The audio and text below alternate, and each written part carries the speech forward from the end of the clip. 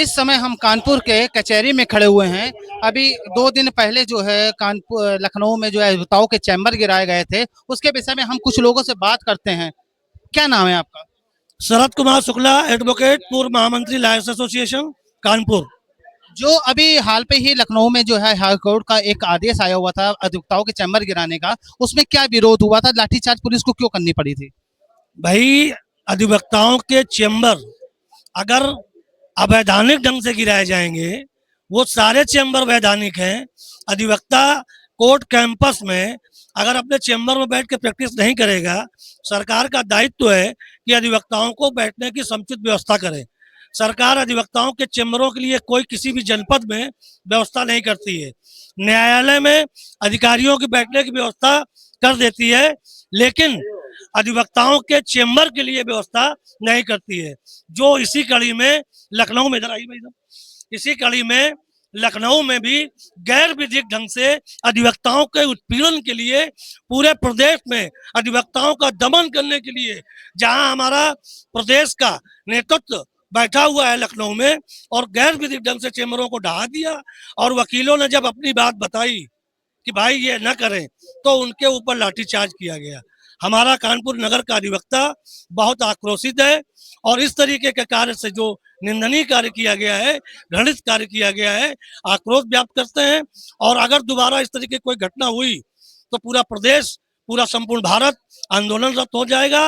और जो भरपाई इनको करना है, जो अधिवक्ताओं के चेंबर गिरे हैं, उनकी भरपाई सरकार करे, यही हमारे अधिवक्ताओं की मांग है। धन्यवाद। अभी आप लोगों ने जिलाधिकारी महोदय को जो है ज्ञापन सौंपा हुआ था, उसमें आपका क्या मतलब उन्होंने निष्कर्ष निकाला हुआ है? देखिए, जिलाधिकारी के लेवल में तो कोई उनके हैसियत में कोई बात नहीं है। ये देखिए, सूबे का नेता जो है हमारा मुख्यमंत्री, ये चूंकि एक हाई कोर्ट का एक प्रकरण गया था कि कुछ इलीगल इंक्रोचमेंट हुआ है, उसके सहारे इन्होंने, पुलिस ने निरंकुश होकर के दमनात्मक कार्रवाई सुनिश्चित किया है। मित्रों, आज जो हम लोग यहाँ पर आक्रोशित हैं, पूरे प्रदेश का अधिवक्ता, उसकी एक मूल कारण है कि अधिवक्ता एक सामाजिक संत होता है। अल्प फीस में समाज की सेवा करता है, दबे कुचले गरीब मजदूर की सबकी लड़ाई लड़ता है, और लड़ाई लड़ने के लिए उसके लिए एक कार्यस्थल होना बहुत आवश्यक है। पूरे उत्तर प्रदेश में आप देख लीजिए, कहीं पर भी उचित चेंबरों की कोई व्यवस्था नहीं है, बिना व्यवस्था करे। दूसरी तरफ आप रेवड़ियों की तरफ विद्यालयों को, महाविद्यालयों को, आप जो है यूनिवर्सिटीज को, प्राइवेट यूनिवर्सिटीज को विधि की मान्यता प्रदान करते चले जा रहे हैं। ये बिल्कुल प्रक्रियात्मक दोष है। इसलिए इसके खिलाफ नौजवान अधिवक्ता इतना जबरदस्त आंदोलित है, आक्रोशित है कि किसी भी समय विस्फोटक स्थिति हो सकती है। सरकार के या प्रशासन की कोई भी कार्यवाही आग में चिंगारी देने का काम करेंगे, ये निश्चित रूप से मान लीजिए। लेकिन जो पूरे प्रदेश का अधिवक्ता है, इतना ज्यादा आक्रोशित है कि 2027 में उनको सबक सिखाने का काम करेगा। माना कि शासन सत्ता उनके हाथ में है, वो ज्यादा ताकतवर है, हम कमजोर है, लेकिन कमजोर नहीं है। ये बिल्कुल अधिवक्ता समाज पूरी तरीके से स्पष्ट है कि हम कलम के सिपाही हैं। अगर आपके हाथ में ताकत है तो हमारे पास भी कलम है, और कलम की जब जादूगरी चलेगी तो निश्चित रूप से आपको धूल धूसरित होना पड़ेगा। मतलब अगर आपके हिसाब से अगर न्याय नहीं मिलता है तो क्या आने वाले चुनाव में इसका असर पड़ेगा?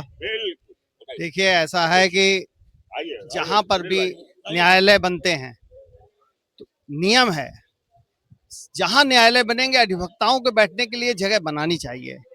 अभी हमारे यहाँ कानपुर देहात की कोर्ट है, 2013 में बनी थी, अभी तक न्यायालय ने कोई जगह नहीं अलॉट करी जिसमें एडवोकेट बैठे। तो एडवोकेट बैठेगा कहाँ?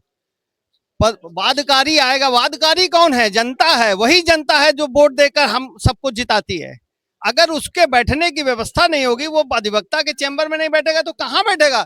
आप देख रहे हैं इस समय पारा क्या है, क्या कितनी गर्मी चल रही है। इतनी गर्मी में जब कोई आदमी, कोई वादकारी, कोई व्यक्ति कानपुर कचहरी या लखनऊ कचहरी, किसी भी कचहरी में कार्य करने के लिए जाएगा, अपना कार्य कराने के लिए जाएगा, तो वो अधिवक्ता के ही चैम्बर में बैठेंगे और आप उनको चैम्बर बनाने नहीं दोगे। जहां वो चैम्बर बनाएंगे आप गिरा दोगे। ये कार्यवाही गलत है। इसका निश्चित रूप से असर पड़ेगा चुनाव में।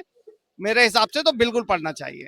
अगर गिराए हुए चैम्बर अगर दोबारा उनको नहीं पास होते हैं तो आगे की रणनीति आप लोगों की क्या है? अब बात की जाए कि आंदोलन किया जाएगा, है ना, क्योंकि चैम्बर एक मूलभूत चीज है हम लोगों के लिए। बिना चैम्बर के लिए आप बिना चैम्बर के कोई व्यवस्था रह ही नहीं सकती। चैम्बर है तभी हम लोग बैठ पाएंगे। तो उसके लिए जो भी होगा, जो भी अध्यक्ष महामंत्री लोग कहेंगे उस हिसाब से आंदोलन चालू किया जाएगा। मतलब आप लोगों ने आंदोलन का भी आगे जो है मूड बना रखा हुआ है, आगे भी जो है आंदोलन करने का पूरा लोग निश्चित तौर पर पूरी तरीके से आंदोलित है। और कल हमारी संस्था के सम्मानित अध्यक्ष और महामंत्री महोदय ने डीएम और जिलाजज महोदय को भी इस संबंध में ज्ञापन दिया था। निश्चित तौर पर अगर अधिवक्ता के बैठने का स्थान नहीं तो वो आम जनता को न्याय कहाँ दिलाएगा। अधिवक्ता ही है जो एक माध्यम है जनता और न्यायालय के बीच में जो न्याय दिलाता है। जब उसके सही बैठने के स्थान नहीं होगा तो हम लोग कहाँ से न्याय दिलाएंगे। दूसरी बात, बिना किसी नोटिस के वहां पे जो इस तरीके से दमनात्मक कार्रवाई की गई है, अगर आपको चैम्बर गिराना है तो पहले उनको विस्थापित किया जाए, कहीं उनके लिए एक व्यवस्थित जगह दी जाए जहां पर वो बैठ के अपना काम करे और आम जनता को न्याय दिला सके। इस तरीके की घटना अगर दोबारा होती है तो निश्चित तौर पर देश प्रदेश का जो भी अधिवक्ता है वो बहुत ही आंदोलन तो है ही, उसके साथ ही एक बड़ी बारूद में चिंगारी कार्य करेगी अगर दोबारा ऐसी हरकत होती। कानपुर रिपोर्टर से बात करने के लिए आपका बहुत बहुत धन्यवाद। मैं कैमरामैन भरत गुप्ता के साथ आशीष त्रिपाठी।